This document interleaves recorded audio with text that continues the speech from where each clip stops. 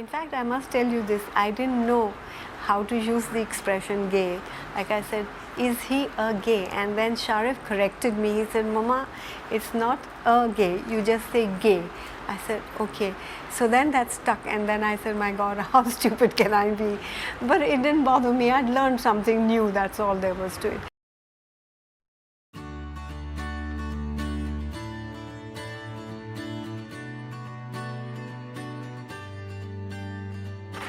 So it was a Sunday morning, and the worst thing that you could have from the media at that time was that there were these marriage bureau publications as supplements, these money making things of the mainstream English press were out the same day, and those marriage bureaus I think my mom had heard of. So my mom standing just outside the kitchen door with these two newspaper supplements in her hand, and I'm looking at them, and she says, did you see these? And I said, Ma, and I think that moment I got some confidence, whatever it was. We walked literally into this room, it was slightly smaller then, and I said, Ma, come and sit, just got to tell you something. And so she says, what? So I said, just put the newspapers aside and all that stuff. He said, Mama, you know, I'm gay. And that was, I didn't know what gay meant. I had no idea, no concept of it. So her expression didn't change too much. It was more like when you have a question or you don't understand something and you have a slight frown. And then I have to find out what it means. So then I said, where do I get this information? So I said, Sharif, okay, when you say you're gay, what exactly do you go through?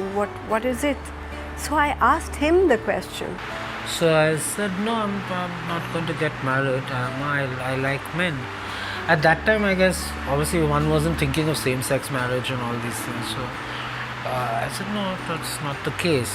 So I said, so who is it that you like? And he had a lot of friends, both girls and boys, lots from the school and so on, which some of them are still his good friends.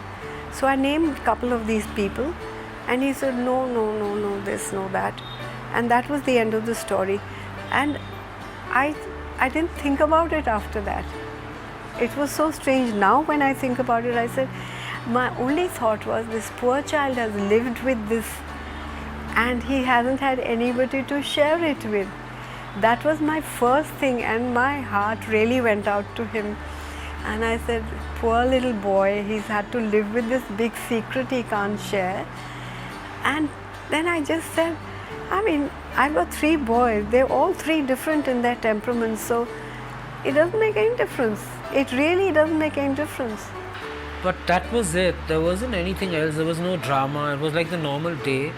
And we went out, and she said, let's go, I need to pick up some things. So we went to Lajpat Nagar that time.